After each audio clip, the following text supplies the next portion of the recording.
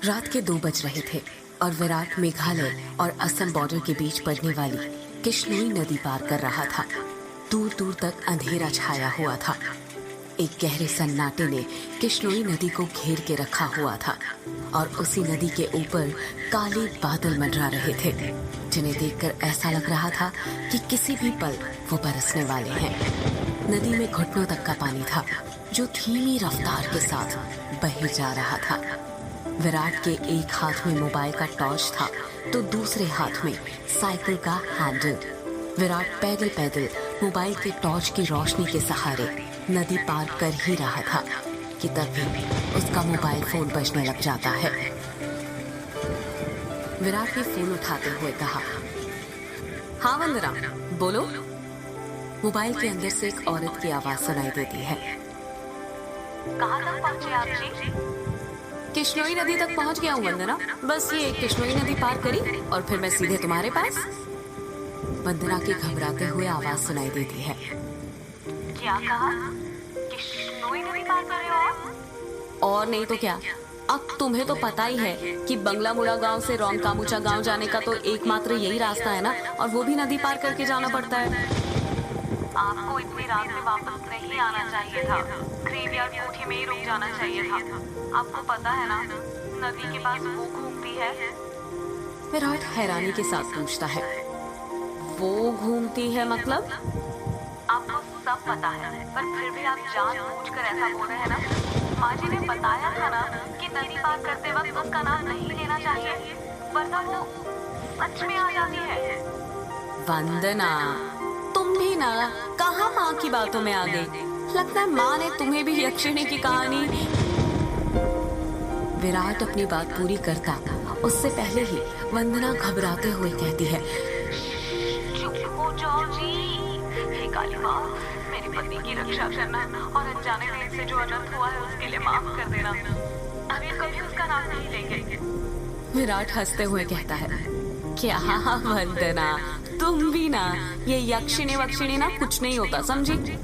ये सब बस मनगढ़ंत बातें हैं जो गांव वालों ने बनाई हैं और कुछ नहीं।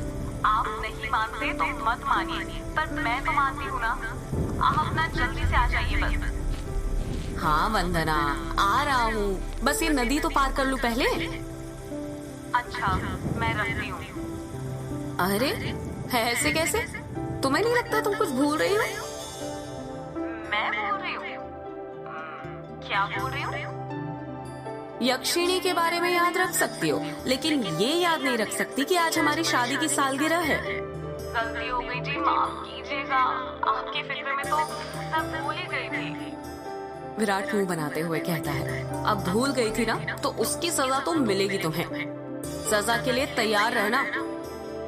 वंदना प्यार से पूछती है, अच्छा, तो क्या सजा देंगे आप?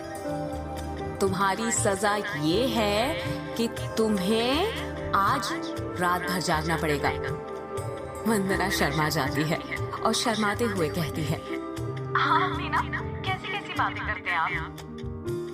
अरे अपनी पत्नी से ऐसी बातें नहीं करूंगा तो किससे करूंगा? ठीक है, आ जाइए, मैं इंतजार कर रही हूँ आपका। जल्दी आना। वंदना फोन कट कर देती है और विराट वापस से नदी पार करने लग जाता है।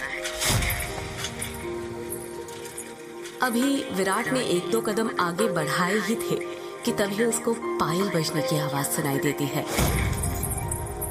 विराट को लगता है कि उसके पीछे से कोई लड़की भागते हुए निकली हो। पायल की आवाज सुनकर विराट जहां पर था वहीं पर रुक जाता है और पीछे मुड़कर देखने लग जाता है। जब वो पीछे मुड़ता है तो सिवाय अंधेरे के उसे कुछ दिखाई नहीं देता। उसके पीछे कोई नहीं था। ये वंदना भी ना यक्षिणी का नाम लेकर ना मेरे मन में ना उसका वहम डाल दिया है और वही वहम डरा रहा है अब मुझे। और वैसे भी मैं तो खुद यक्षिणी से मिलना चाहता हूँ। बड़े चर्चे सुने हैं उसके, सुना है बड़ी खूबसूरत है। इतना कहकर विराट वापस से आगे बढ़ने लग जाता है। विराट मुश्किल से अभी 1-2 कदम ही चला था कि तभी उसे नदी के किनारे पर एक काला साया दिखाई देने लग जाता है उस काले साए को देखकर विराट के कदम अपने आप थम जाते हैं। साए को देखकर ऐसा लग रहा था कि जैसे वो विराट का ही इंतजार कर रहा था। काले साए के पास से पायल के बजने की आवाज और चमेली के फूल की खुशबू आ रही थी। विराट के हाथ पैर कपकपाने लग गए थे। विराट डरते हुए कहता है, कहीं वंदना की बातें सच तो नहीं थी? ये यक्षिणी तो नहीं? विराट उस साए को देखकर इतना डर गया था कि उसका पूरा चेहरा पसीने से लथपथ हो गया था। विराट के हाथ पैर ठंडे पड़ गए थे।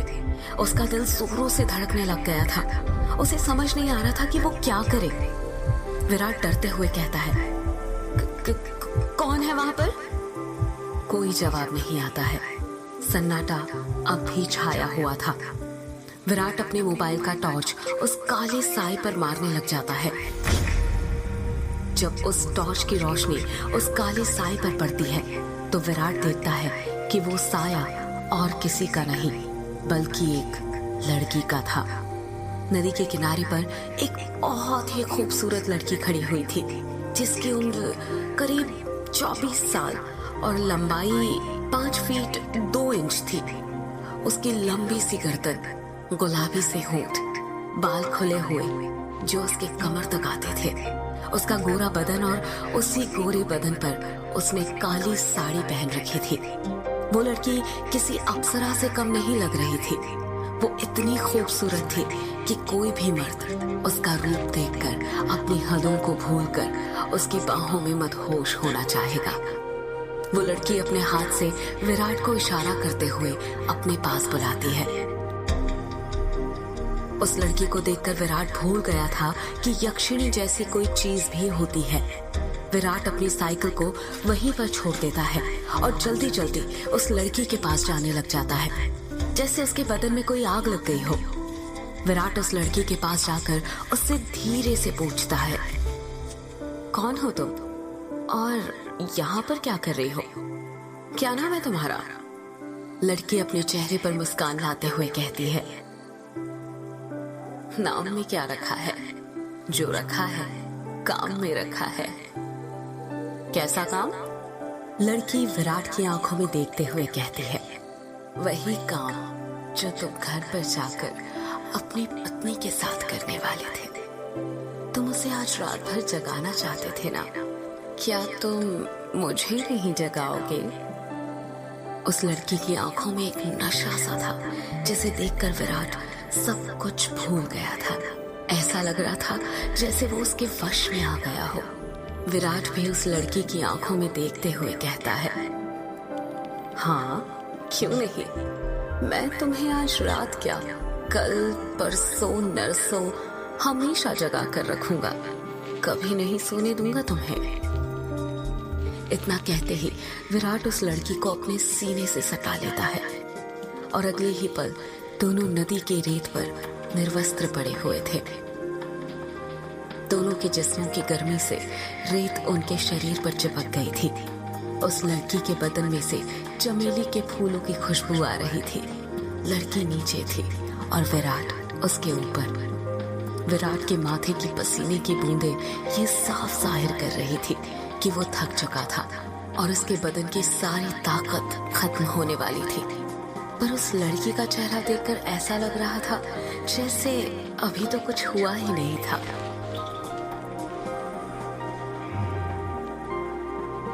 उसके अंदर की प्यास अभी बुझी नहीं थी।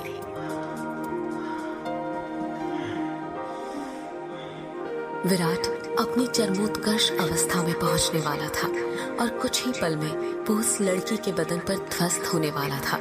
तभी उसकी नजर उस लड़की के वक्ष पर पड़ती है और वो देखता है कि उस लड़की के वक्ष पर धीरे धीरे झुर्रियां आने लग गई थी।